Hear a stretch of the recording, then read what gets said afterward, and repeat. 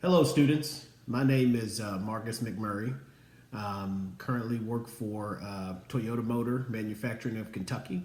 I do human resources there, and basically I just help people from the different departments with whatever they need or questions that they have. Today I'm going to be reading a book called Tsunami, and the author's name is Kimiko Kajikawa, and the book is illustrated by Ed Young. Give you a shot of what that looks like there. And as you all follow along, a lot of the photos and visuals in the book are very, very unique. It has a lot of Japanese culture to it. So hopefully when you guys are at home, you can follow along with it as I read through the book. There's a lot of words in here, I think, from Japanese as well. So we will get started.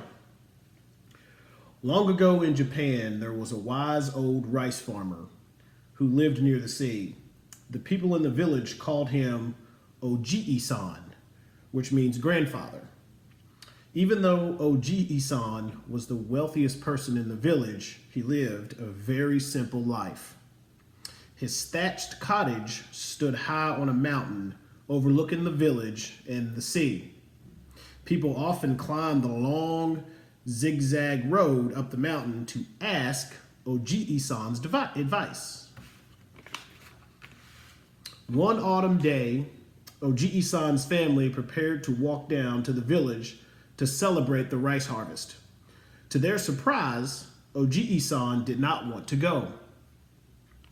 Something does not feel right, Oji-san wiped the sweat from his brow.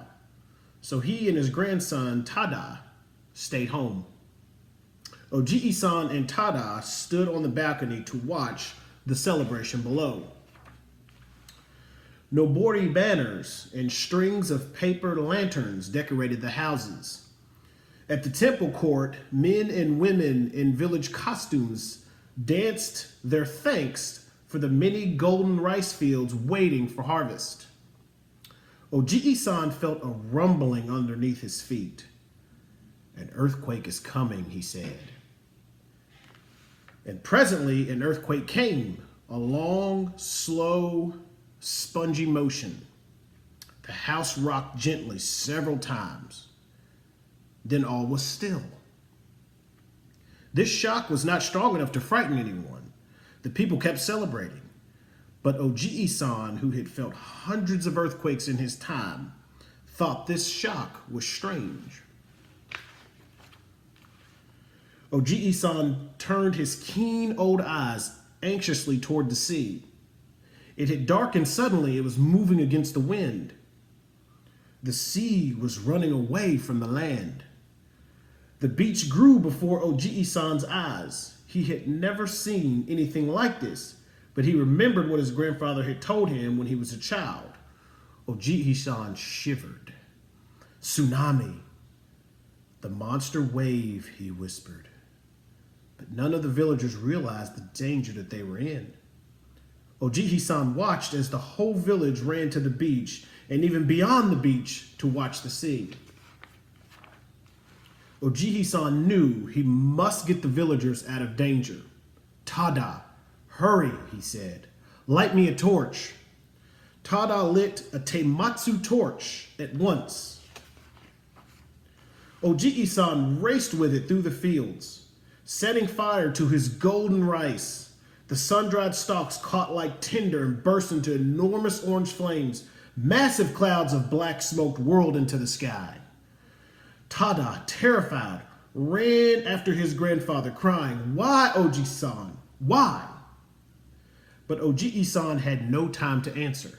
400 people were in terrible danger. He rushed to finish burning his fields. Tada stared at the blazing rice and burst into tears. Oji-san's wealth was gone. Now all he could do is hope and wait. He looked back out at the sea. The sun was going down, and still the sea was running away from the land. "Hurry, flee!" Oji-san screamed to the villagers, but no one was close enough to hear him. A priest saw the burning fields and boomed the temple bell. Con, con, con. Oji-san watched the villagers hurry up from the beach like a swarm of ants to help put out the horrible fire. A group of young men and women arrived first, beating the fire with their mats. But Oji-san held out his arms. No, let it burn. We need all the people here, he commanded. There is a great danger. More young villagers arrived, followed by older adults, mothers with babies on their backs, children, and finally elders. All the people gazed sadly at the flaming rice fields and the still face of their Oji-san, and the sun went down. I am afraid of Oji-san, Tada sobbed. I saw him set fire to the rice on purpose. Tada tells the truth. I set fire to the rice, Oji-san said. Are all of the villagers here? He asked. The people looked in wonder at one another. All here, a woman cried. But we cannot understand. Why did you do this, Oji-san? Suddenly, a thunderous boom shook the mountain. Then the sky roared. Kita, Oji-san shouted, pointing towards the sea. You can see some of these drawings, photos here of what that would look like. Through the twilight, a dark shadow grew larger and larger, racing towards the coast. The long darkness was the returning sea, as high as a cliff and as wide as the sky, heading for the village with lightning speed. Tsunami, shrieked the people. The monster wave struck with a jolt mightier than any thunder. The mountain shuddered. A storm of spray shot up the mountainside like a dark cloud. Terrified, people ran farther up the mountain.